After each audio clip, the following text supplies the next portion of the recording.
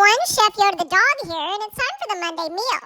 As promised, today's Monday meal is a keto bread recipe that I got from Victor at Southern Keto, and we're going to put a link to his original video in the description box below.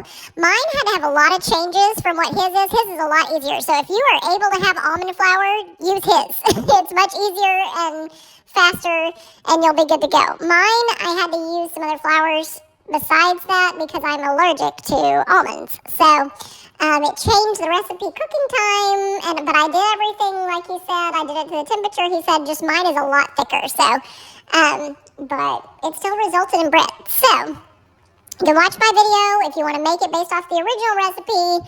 Take a look at his video that I've linked below. But either way, it's kind of exciting to have bread. We're making grilled cheese out of this. Fried egg and cheese sandwich is what we're making. And of course, I'm using my Just Egg for that. So anyway, and it goes with the Copycat Panera Broccoli Cheddar Soup that was posted last week. So if you haven't watched that video, I'm going to link it here in this video. But make sure you watch that. And then this grilled cheese goes with it. Or this bread was used to make the grilled cheese that goes with it. So enjoy. If you like this video, please give it a thumbs up. And if you haven't done so already, please subscribe to our channel. We would really appreciate it. Chef Yoda the dog, out. Hey everyone, as Yoda said, we are making a bread so that we can make grilled cheese or whatever you want with it. I'm going to make grilled cheese and a soup that you're going to see in another recipe video to eat with it. So this is from Victor, our friend at Southern Keto. I'm going to link to his original video in the description box below. He only had to use 3 ingredients because he used almond flour. I can't have almond flour because I'm allergic to almonds.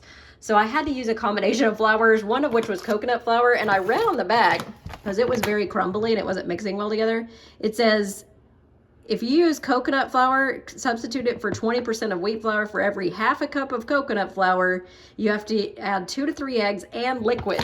So I had to do that to get it to look like this, to the right consistency. Got my loaf pan here, lined it with parchment paper. I even sprayed the parchment paper because he said unless you have a silicone pan, it doesn't come out easy. So you want parchment paper to line it.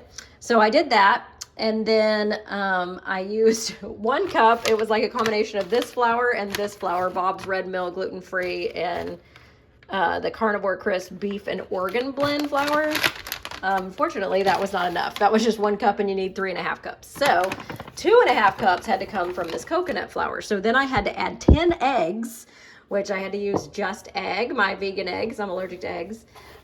Which is why I like this recipe, because he did not use eggs. Okay, so when you look at the original recipe video, you're going to see how much easier his is because he did not have to use coconut flour. His is only 3 ingredients. It is the flour, 3.5 cups of flour, a tablespoon and a teaspoon of baking powder, half a teaspoon of salt, and you don't have to use this, but just it makes it taste better, he said. And then a cup and 1 3/4 cup of yogurt. So since I'm allergic to dairy, I use the So Delicious dairy-free unsweetened plain yogurt. And then apple cider vinegar, he used a tablespoon of this because it helps it come together better. So I did that. So I had to use the whole thing of this because you have to use extra liquid when you use coconut flour. So I did like 10 eggs from my Just Egg, which is 3 tablespoons per egg. And then I did 2 cups, basically. Is that right? No, 24 ounces. What is that? 16. Okay, yeah. Basically, I used all of this. So you needed a cup and 3/4. And I ended up being 2 cups in this thing. So 2 cups of yogurt because I'm using coconut flour. He used 1 3/4. And then I had to add some coconut milk to get it to this consistency. So you spread it into your loaf pan, push it down with your finger, wet your fingers, push it down, wet your spatula, and make it flat as you can on top. And then you got to set your oven to 350 degrees Fahrenheit. So mine is preheating right now. I'm cleaning my other oven.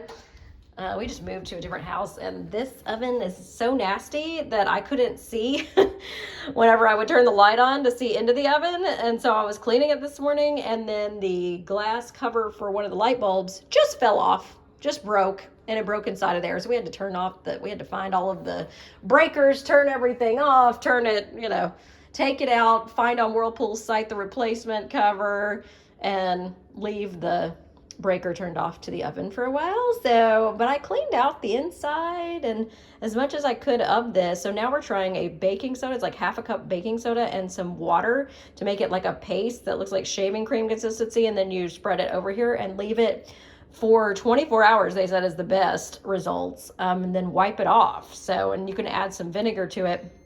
When you wipe it off, it kind of interacts and bubbles up. So anyway, trying that.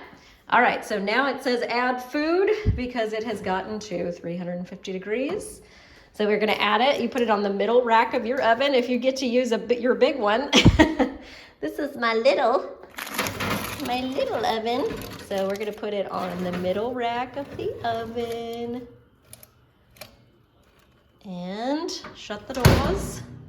And it's gonna go for 30 minutes, first round, okay? 30 minutes, and then I'll show you what to do next. All right, so you want to loosely cover your bread with foil after 30 minutes, then put it back in the 350 degree oven for 25 more minutes. Then I'll show you what to do. Okay, our bread is cooling now, and it is gonna cool for an hour. But let me just tell you, this took a lot longer to cook because I had to add all that liquid and because it was so much more dense because of the flour I used, because I couldn't use almond flour. I couldn't use the ingredients that Victor used in the original recipe.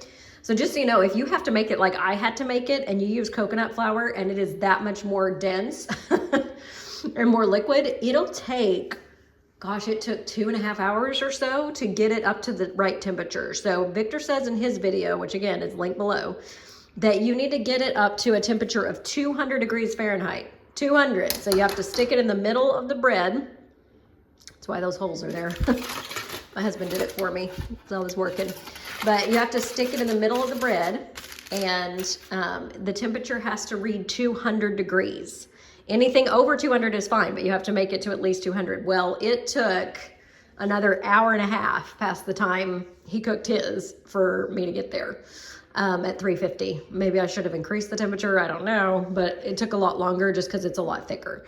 And there's a lot more stuff in this one because of the type of flour I use. So anyway, hopefully that means it'll be really good once it cools. So you have to let it cool for an hour. I know that's a long time, but an hour, 1 hour.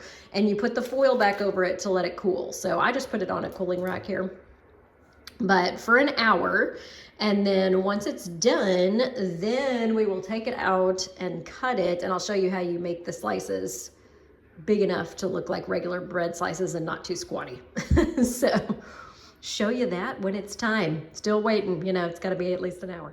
All right, so after you wait an hour for it to cool, you turn it over and dump it out, and parchment paper was a great idea because it just fell right out and peeled right off, so it didn't stick.